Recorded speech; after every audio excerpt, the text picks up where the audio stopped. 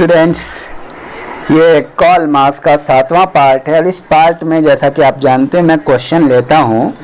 तो आप जानते हैं हमने सारे पार्ट्स को देखा।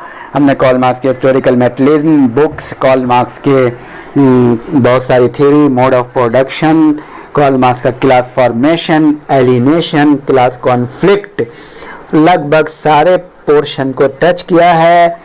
तो चलिए इसमें हम कुछ प्रश्न लेते हैं और देखिए, जब तक आप प्रश्न सॉल्व नहीं कर पाते हैं नेट क्वालिफाई करना मुश्किल है। आप जितना भी जानते हैं तो क्वेश्चन सॉल्व करना, चाहे वो बीए का, एमए का हो या नेट का हो, वो ज़्यादा आपके लिए महत्वपूर्ण है।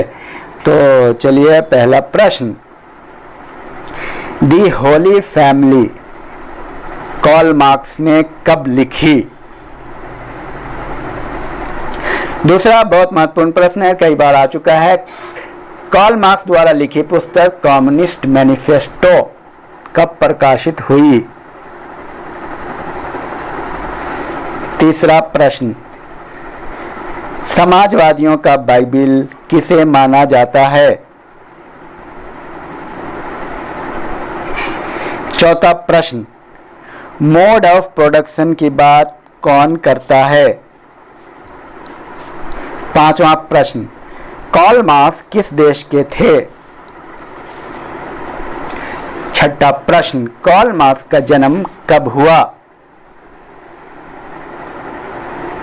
सातवां प्रश्न, कॉल मार्क्स ने वर्ग निर्माण के कितने आधार बताए हैं?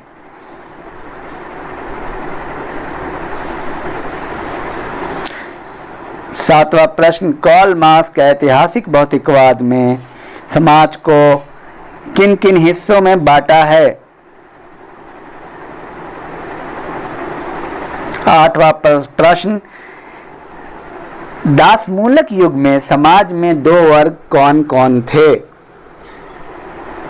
नौवां प्रश्न, सामंतवादी युग फ्यूडल सोसाइटी में समाज में दो वर्ग कौन कौन थे?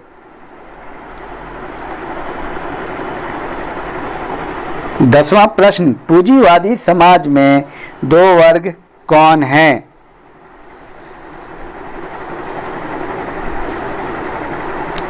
11वां सवाल, बुर्जुआ शब्द किस भाषा से लिया गया है?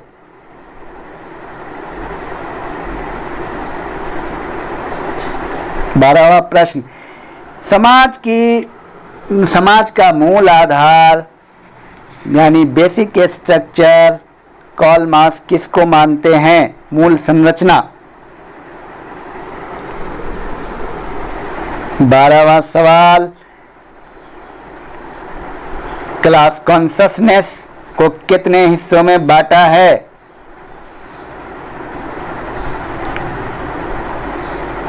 13वां प्रश्न, क्लास इन इटसेल्फ यानी स्वयं में वर्ग का क्या लक्षण है?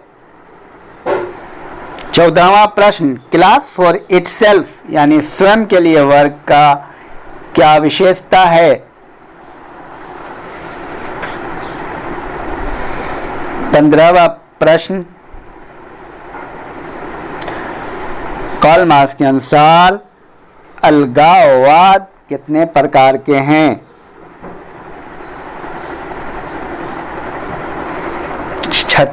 16वां प्रश्न, कॉल मार्क्स के अनुसार अलगाववाद का मुख्य कारण क्या है?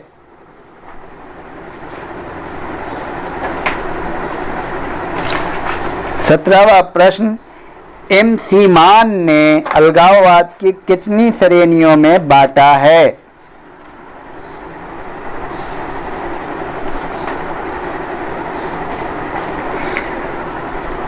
18वां प्रश्न, कॉल मार्क्स के अनुसार पूंजीवादी युग के बाद कौन सा युग आएगा?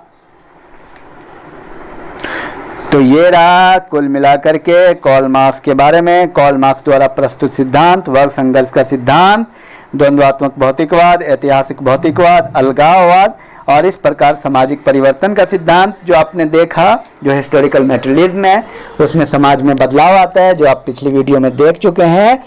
और मोड ऑफ प्रोडक्शन, उत्पादन की प्रणाली और वर्ग निर्माण, क्लास फॉर्मेशन, ये सारे टॉपिक आपके क्लियर हो चुके हैं। धन्यवाद।